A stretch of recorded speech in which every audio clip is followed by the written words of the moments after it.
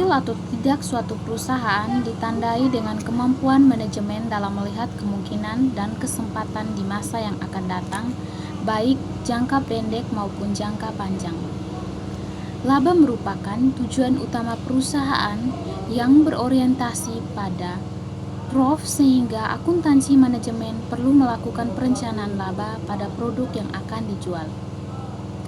3 faktor yang mempengaruhi laba perusahaan yaitu yang pertama biaya, harga jual, dan volume penjualan. Contoh soal PT Konveksi Akari memproduksi kaos polos sebanyak 1000 buah per bulan. Untuk memproduksi dibutuhkan biaya keseluruhan sebesar 20 juta.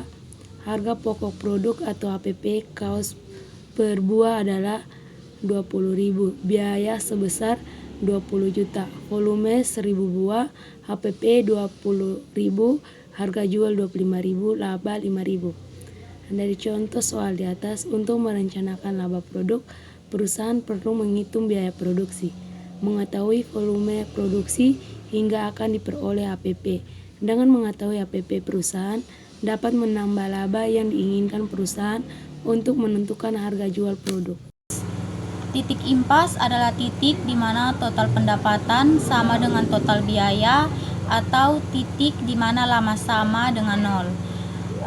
Titik impas adalah volume penjualan di mana pendapatan dan jumlah bebannya sama, tidak terdapat laba maupun rugi.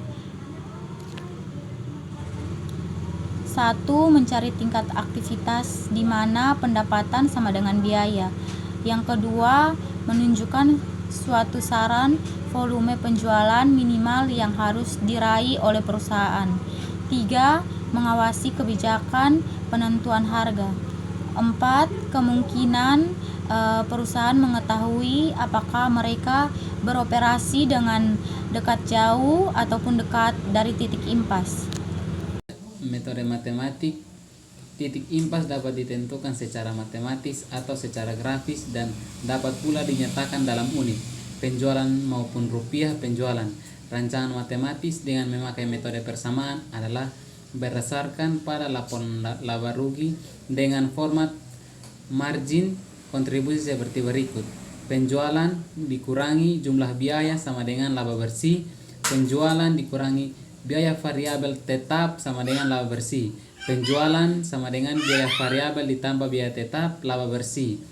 Pada titik impas, laba bersih adalah 0. Titik impas dapat dihitung dengan mencari titik di mana penjualan sama dengan jumlah biaya variabel ditambah biaya tepat. Sekian. Kontribusi unit. Metode ini, setiap unit yang terjual memberikan suatu jumlah margin kontribusi tertentu yang akan menutupi biaya tetap. Titik impas diperoleh dari jumlah biaya tetap dibagi dengan margin kontribusi yang dihasilkan oleh setiap unit yang terjual, yakni titik impas dalam unit sama dengan biaya tetap dibagi dengan margin kontribusi per unit. Jadi titik impas dalam rupiah sama dengan biaya tetap bagi rasio margin kontribusi. Margin kontribusi adalah selisih antara harga jual per unit dan biaya variabel per unit besatam untuk biaya tetap dan memberikan keuntungan per unit. Rumus kontribusi margin per unit, harga jual per unit kurang biaya variabel per unit. Rumusan rasio margin kontribusi sama dengan biaya variabel per unit dibagi dengan harga jual per unit produk.